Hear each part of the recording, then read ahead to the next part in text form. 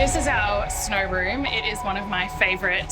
How much weight did you lose? 25 kilos. The allure is life-changing weight loss. One word, game changer. This is transformational medicine. But does it come with life-ending risk? He was only on it for 19 days. I can't accept that someone can just stop living. On 60 Minutes, The breakthrough to treat Parkinson's. Drug addiction. Early onset Alzheimer's. the drugs reshaping the world. Are these drugs safe? We don't leave matches in the hands of children. It has to be supervised. So how far would you go Why are we risking our lives? to be thin? Is a recall something you're considering?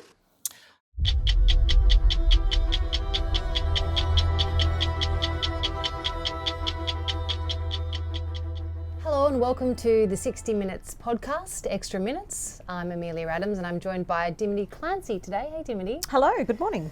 You can see the allure of this drug. It is used by ordinary people, celebrities, and it is fast, instant weight loss. Well, look, I think weight is one of those things that everybody's got their own journey with their own thoughts about, but everybody just wants to have that one thing that's going to work.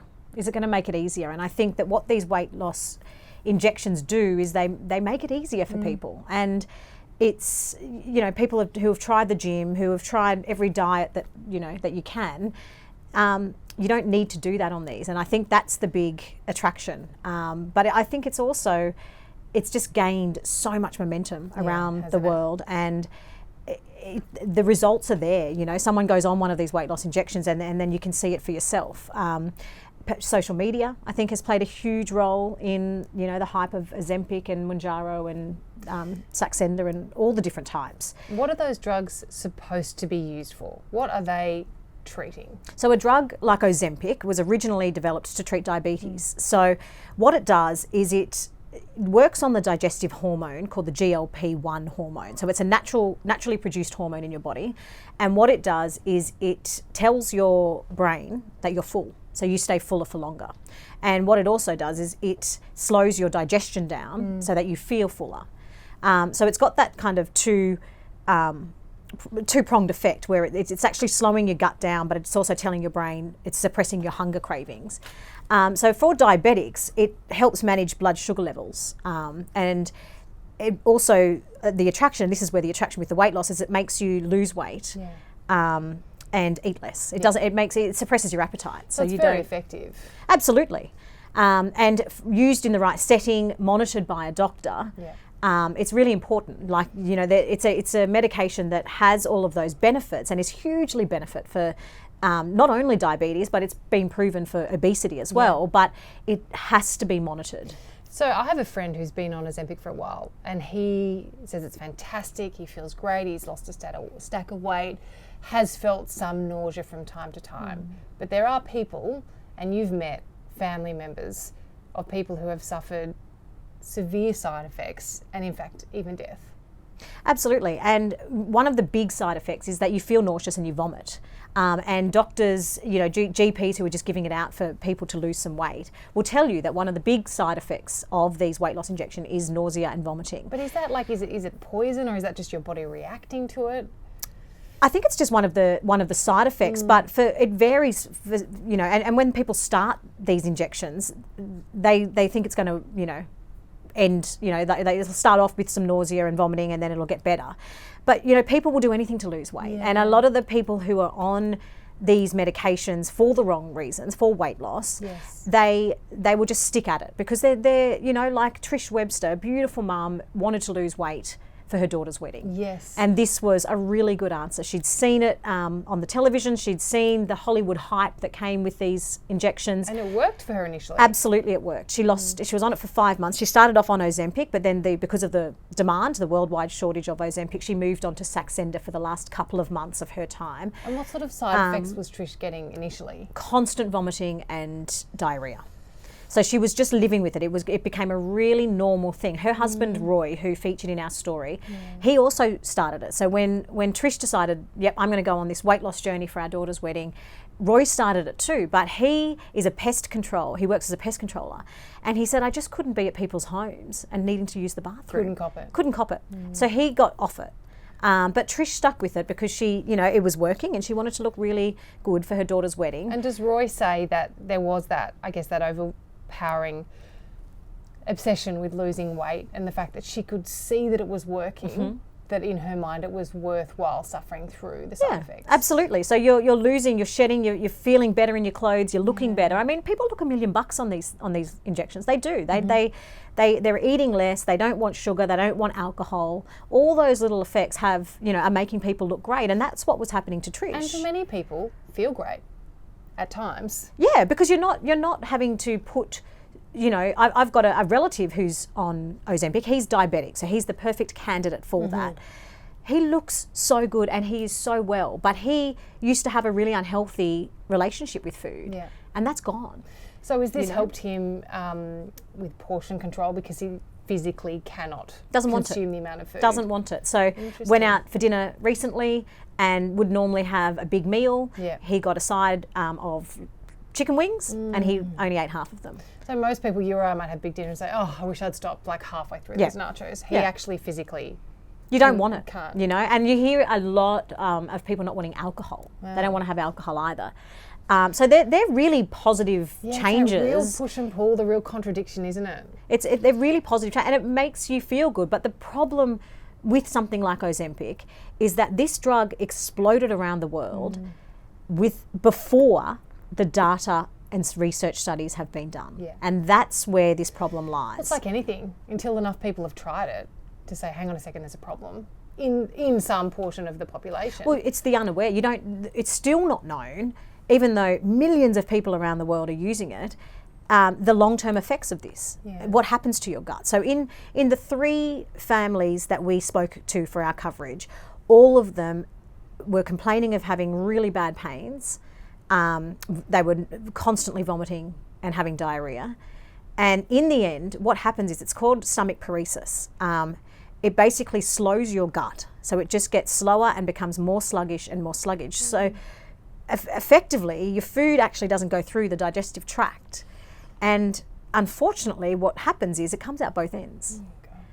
So and that's what happened in all 3 of the cases we spoke to, where that it was coming out both ends, and it's fecal matter.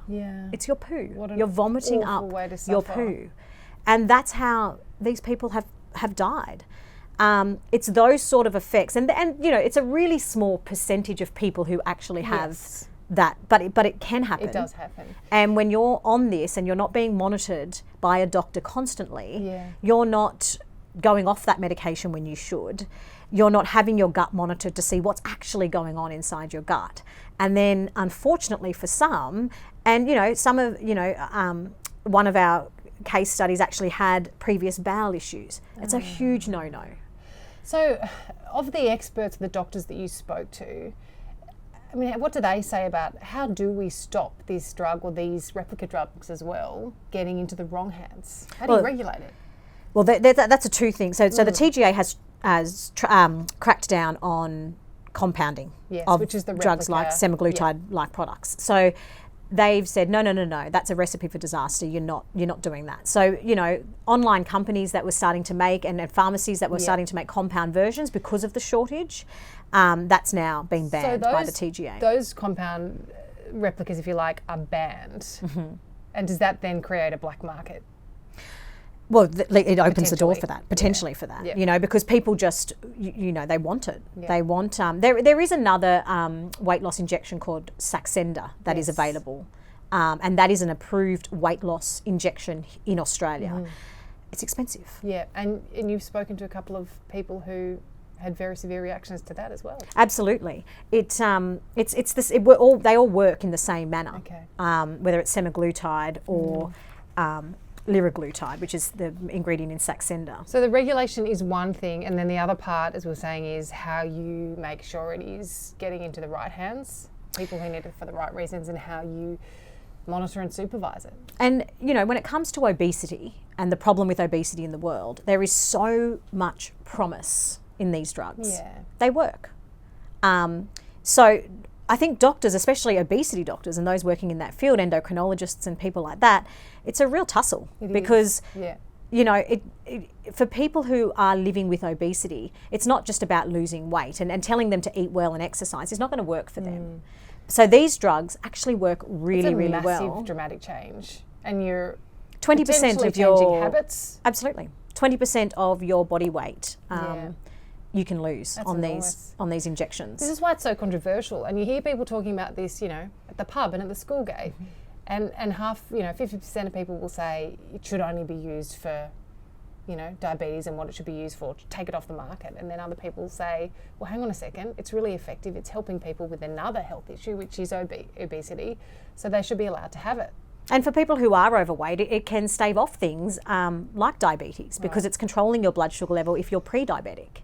You know, so it's actually, and you know, if you're a healthy weight and you're, you know, combined with exercise, you're healthier, right? And you want to eat less. Yeah. So, you know, there's also talk about things like airline tickets will become cheaper because the weight of people will be less. The flow-on effect. Yeah. So the flow-on effect. So people won't be wanting to eat so much, and then people will be lighter because they're not as heavy because they're being controlled by these weight loss injections. So in the future, things like food bills will go down. Airline tickets won't be as much. You know, there's a whole gamut of possibility that comes with the promise of these drugs. Because we do actually have a massive problem with obesity in this country. I think we have a massive problem with food. My BMI, so anyone with a BMI above 30 is said to be a candidate for one of these weight loss injections. So my BMI, your BMI, we would be below that. Okay. But I would say I eat way more food than I need to. Really? Absolutely. I have a huge appetite. And I would say I have an unhealthy relationship with food because I just want way too much than what my body size, shape is needing. Well, I think sadly a lot of Australian women do. I mean, that's a whole nother podcast topic. Comfort eating. No, but we do. I think, you know, the relationship with food is a really significant issue, particularly for women, for a lot of men as well. And, you know, and that's where these, you know, when you get a whiz-bang brand new injectable drug that solves the problem, and it can become addictive, even when there are risks and side effects. Well, because you don't need to do, you know, people will say, I don't need to do anything else when I'm on these. Yeah. Because it's just going to take the weight off, because it's changing that hormone level in your body. Very attractive. So you don't actually need to, so people would say, oh, I don't even need to exercise. And you can, the other thing that's dangerous is that you can go out and have your big schnitty and chips and salad and not have to worry about it because your Ozempic is going to... It's kind of doing the work for your body. Yeah. And then you have people who aren't looking after themselves and aren't, you know, lifting weights or doing all the other things we're told to do. But even somebody who's on it for weight loss, you can see who's someone who maybe has struggled with their weight, but they're not diabetic, you can see how this could make them healthier in the future. Yeah. You know, like it might save me from becoming diabetic because it's actually changing my eating habits, changing even my thought about food. People change their thought about food on these medications. Around it. Absolutely. What's happened in America, because as you say, the TGA has clocked onto the fact that these compounds and these replicas are simply not safe. And the FDA had a similar, lots of warnings, lots of issues. And they've had their own... Obviously they have a much bigger obesity crisis than we do. Yes, they've had their own investigations, but the FDA actually moved to change the warning. So when these gastrointestinal illnesses started to come to light and these reports of these adverse effects on people, they actually added extra warnings to the packaging of the injections. Now, our TGA didn't move to do that. They said it's up to the doctors prescribing to have that open and honest conversation and that informative conversation with the patients they're prescribing it to. Yeah. So having said that though, they then, you know, with the compounding, they got straight onto that and banned that. So and a lot of responsibility is on the doctors, I suppose, because it's not like smoking or alcohol where you make a personal decision as an adult in a democracy. You read the warning on the package. If a doctor prescribes me a medication and says this is going to do something positive for you, I'm going to be like, right, thanks very much. I'm taking it. This is also the problem. You've got those online businesses. You've got those online, and they're making millions. And pretty easy to get it. Absolutely. Could I sign up for Ozempic? Well, see, I tried it as part of our investigation. You tried to sign up, or you tried Ozempic? No, I tried to sign up. Okay. I haven't had an injection. You look great, by the way. No, I don't.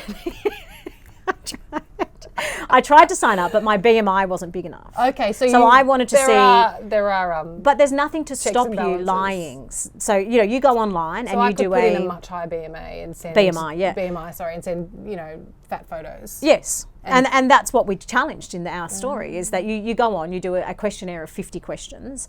What I tell you, though, could be absolutely not true. Yep. I could post photos of me 10 years ago or, art photos that aren't even me. Or AI photos. AI, well, that's There's another podcast. whole nother level, whole nother level again. And then you wait 5 minutes and a doctor calls you and then you go, yep. And then you pay $285, I think it was, back last year. And then it's sent to your door. Okay. Well, that's a similar thing for getting other injectables as well, like fillers and Botox and stuff. Well, it's online healthcare, isn't it? Easy, And that's another thing in the future that it will go towards. But when there's something like Ozempic, circling the market, it can be quite dangerous because the follow-up, one of the other 39-year-old Naomi, who was in our stories, she got it online. Yeah. And because she went to her doctor and the doctor said, well, if you want to have a baby, you're 39 years old, if you want to have a baby, then you have no chance of falling pregnant unless you lose weight. She was a nurse. She knew what drugs, all about drugs. I knew the risks. She went on to, but it's playing on that vulnerability. It's playing on that desperation to get there fast, to get that silver bullet. And that's exactly what these online companies are targeting. Weight is a vulnerable thing. Yeah. It's big business too, as we know. What is your key takeaway before we go? Having spoken to people that took it and survived, they're still on it, and also the families of people who died. I think you just have to be really wary. I think it's good, it's really effective. They're not calling it a medical marvel and they're not calling it a huge breakthrough in medicine for no reason. These weight loss injections have huge promise when it comes to treating things like obesity. For the people that just want to lose weight or, there is still a class of people who would be overweight and who struggle with their weight. And this would be good for them, but you have to be monitored. That monitoring includes having a whole thing of blood tests done before, having constant monitoring, having monitoring of your gut. Yep. So if you're monitored properly and you're under the care of a specialist, then, it can be quite safe. Do you think you would take it? You don't need to. But would you, having done all the research in these stories, if I was carefully monitored, if I was a person that would benefit from it, there's diabetes in my family, there's dementia in my family, and one of the big promises of this is treating things like dementia. So if I struggled with my weight, then I would absolutely, but I would do it the right way. What I've learned, I think, is it's like any medication. Don't take it unawares. And I think that's the biggest problem with what's happened here is that has exploded. It even exploded, the popularity of this drug.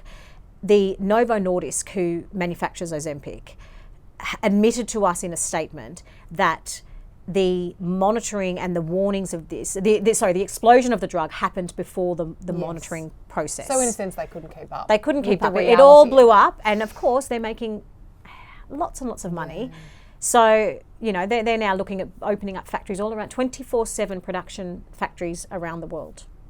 They're looking to, because they're responsible for a huge portion of the Danish economy. So these drugs aren't going away.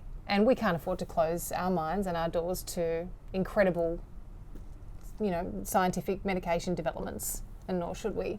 But both your stories were so insightful in kind of delving into all those issues and hopefully gave people...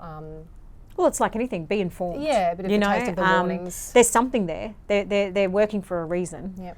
Just be informed and just know what you're doing and just do it safely, I think is probably the biggest message, is take it safely and you'll get the result you want, I think. Well said. All right, Dimity, thank you so much. Thanks for having me. We'll see you next time on Extra Minutes.